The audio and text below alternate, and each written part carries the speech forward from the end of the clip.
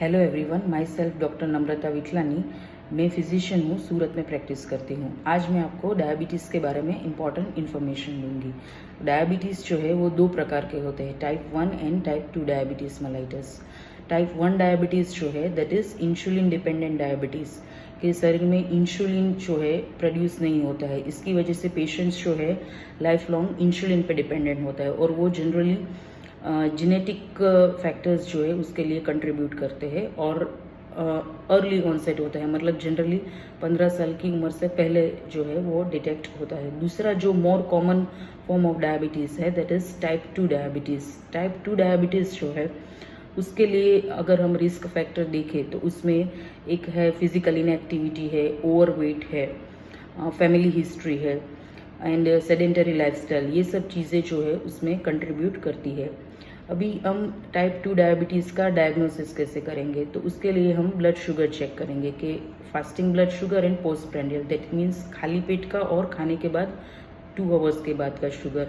तो भूखे पेट का शुगर अगर मोर देन 126 है और खाने के बाद का शुगर मोर देन 200 है और उसको कंफर्म करने के लिए हम एवरेज 3 मंथ्स का sugar that is the HbA1c report करवाएंगे हम। अगर वो 6.5% से ज़्यादा आता है तो हम डायग्नोसिस एस्टेब्लिश करते हैं डायबिटीज़ का। अभी डायग्नोसिस करने के बाद उसका प्रॉपर ट्रीटमेंट करना क्यों ज़रूरी है, ब्लड शुगर लेवल हमें प्रॉपर रेंज में रखना क्यों ज़रूरी है, तो उसके डायबिटीज़ जो है एक सिंड्रोम है जो शरीर के पूरे ऑर्गन सिस्टम्स पे इफ़ेक्ट करता है।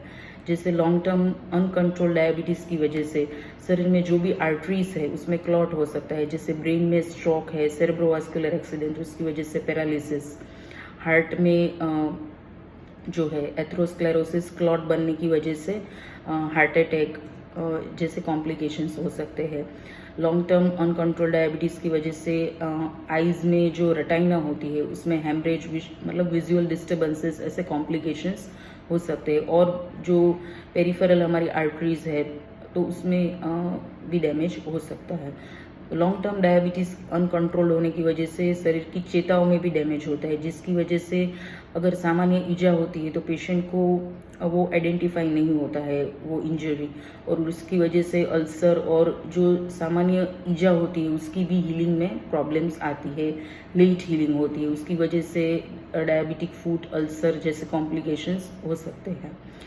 सो this are the complications of diabetes. So हमें प्रॉपर डायबिटीज़ का जो है फिजिशियन की अगर डायग्नोसिस होता है तो फिजिशियन की एडवाइस के हिसाब से हमें रेगुलर फॉलोअप में लेना मेडिसिन, और जो हमें परहेज करनी है, जो लाइफस्टाइल मॉडिफिकेशन मेजर्स है वो प्रॉपरली फॉलो करने हैं। दूसरी एक चीज़ है कि कौन कौन से पेशेंट में हमें डायबिटीज़ के लिए चेकअप करना चाहिए। In general more than 35 year age है तो हमें डायबिटीज़ के लिए स्क्रीनिंग करना चाहिए एक बार। दूसरा है कि अगर आपको फैमिली हिस्ट्री है, वेट ज़्यादा है, फैमिली हिस्ट्री डायबिटीज़ की, अगर मदर फादर को डायबिटीज़ है, वेट ज़्यादा है, और कोई मेडिकल डिजीज़ है जैसे कि आपका ब्लड प्रेशर ज़्यादा है, कोलेस्टेरॉल ज़्यादा है, तो ये सब पेशेंट्स में हमें डायबिटीज़ का चेकअप करवाना चाहिए। Thank you.